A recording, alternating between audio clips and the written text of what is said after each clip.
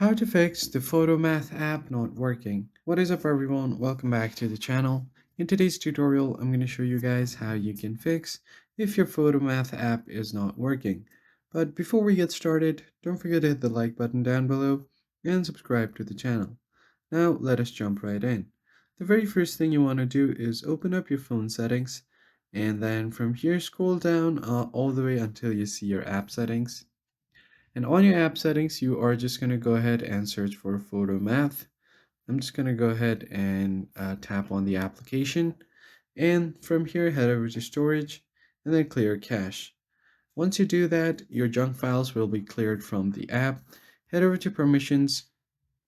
Make sure that your camera permission is allowed because the app cannot work without the camera access. And once you have done that, go ahead and clear data once as well. It will clear out all of your data and it will completely refresh the app. Then give your phone a quick restart and try to open the app.